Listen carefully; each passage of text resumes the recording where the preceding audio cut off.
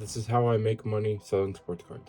We're gonna go off of the cards that I bought last week. I spent a little over 21,000 at the Lansing show. I'm gonna show you what I do with all of them when I get home. I need to prep them, I need to organize them, I need to send them to buyers. So let's get started. So here's everything that I bought. We filled up just one row out of a 2-row. First thing I'm gonna do is get all the slabs and raw cards into new sleeves. The raw cards, I'll just take the old sleeves off, but stuff like this where there's a sticker on it, we got to take sleeves off, put them back on. So the best way to do this for me is to stack them like this by putting all the slabs in one pile and all the raw in the next.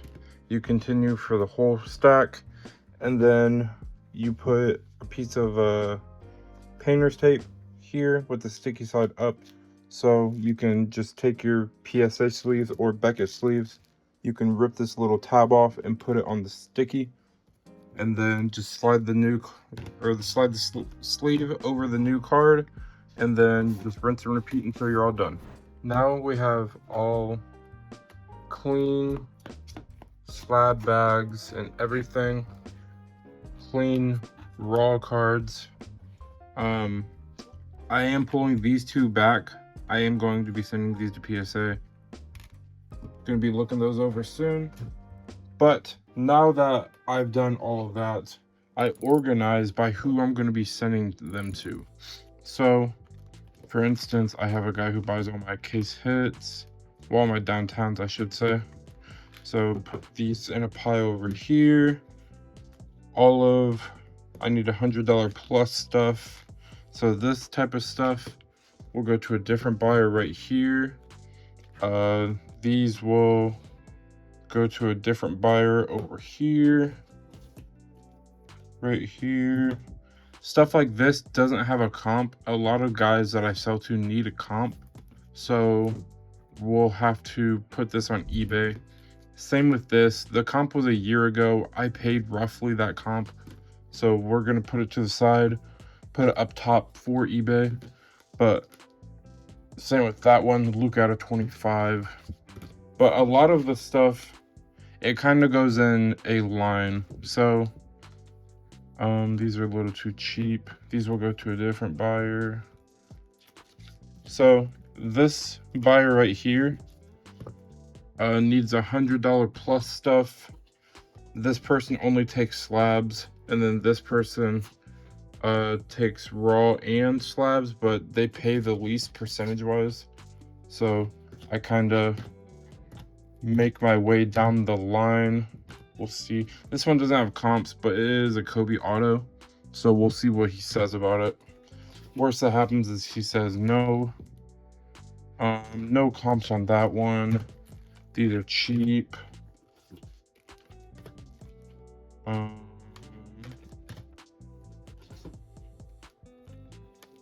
Yeah, so here's how we organized it. We got our downtowns, and he also takes kabooms, but I don't think we bought any. This will be going to a different guy. This is all one person. Whatever he doesn't take will move along the line to this person besides the raw. The raw will skip him, go all the way over here. But whatever this person doesn't take will go over here. And then these I'll be putting on eBay. We got a Tatum Color Blast PSA 10. This one has never sold. It's like a Pop 13. Luka Green Pulsar, numbered to 25. And then 2 golds. Stuff that doesn't really comp a lot, I put on eBay.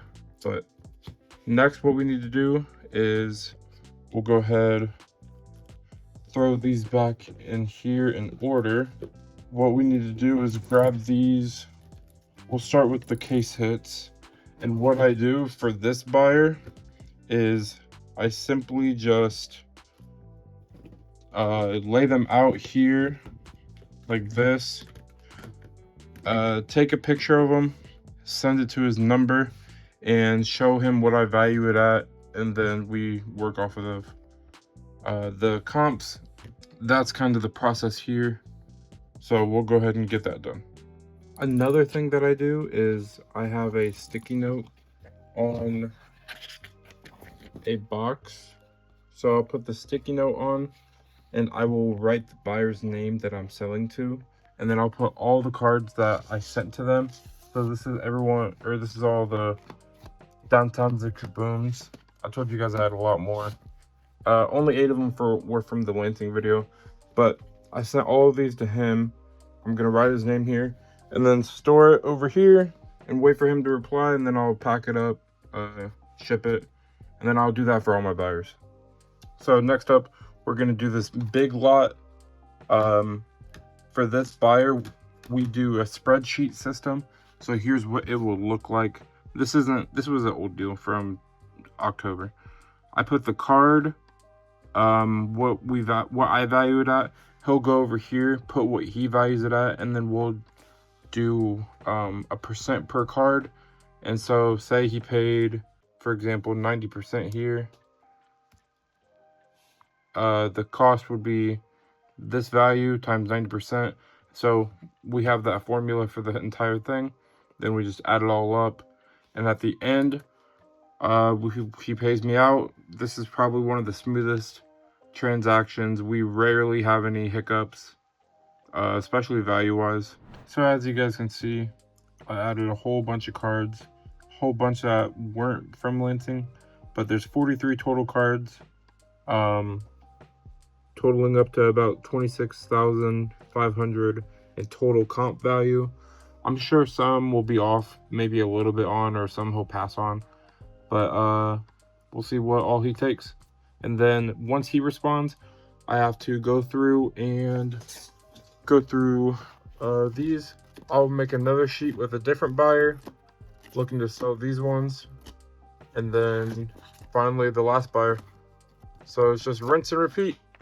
So we ended up selling the downtowns that we got. The total sale cost for all of these was $2,475. So far we're in the hole about, what, 19,000 still from the show. So it's definitely a lot of work to still get done. A lot of the stuff should be gone tonight from my main buyer, but we'll see. My big buyer ended up responding. He said it was a pretty picky week for him, so unfortunately he didn't take a lot of stuff compared to what was on the sheet, but he did take up a lot of, we did about a little over $10,000 in total deals, half of that being from Lansing. So here's what he got from Lansing.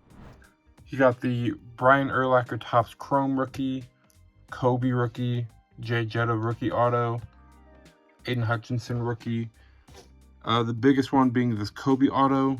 Then he has this Ken Griffey, Mahomes rookie, Gibbs out of 35, and the Mahomes Uptowns. He bought all this for $51.35, which puts our total for Lansing at $7,610.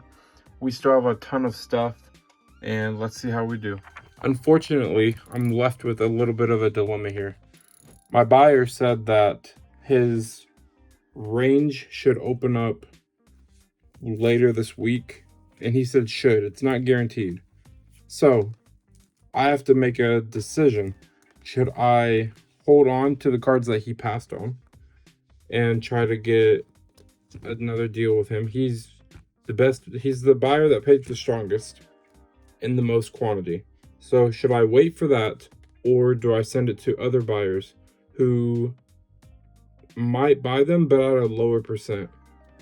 So that's something that I always have to think about as someone who does this for a living, and that's something that you guys might have to go through too. I think I'm going to wait it out. The cards that he passed on don't comp a lot, so I don't have to really worry about comps changing, but there might be a few cards that we still send out to other buyers. Who knows? But yeah, so far we sold, what, a third of what we bought, and here's what we're left with. So we're still left with quite a few cards, as you guys can see. It's somewhere around $17,000 of value That being said, we've sold 7. If we take 17,000 and we times it by 0.91, because that's more accurate, and we've already sold a total of, what was it, 7,100. So it equals 15,470 plus 7,100. We're going to be at 22,570 estimated sales. So yeah, that'll put us right about, what is that, 1,300 for one card show. Definitely can't complain about that. The biggest, at card shows, I tend to pay stronger because I can get the card in hand immediately and try to sell before comps change. So I make a lot of my money off of in-person deals or Facebook, Instagram, stuff like that. Grading's a lot of margin too. But yeah, a little bit of a different video. Let me know if you guys enjoyed it. Thank you guys. Leave a like, comment, subscribe. See you guys.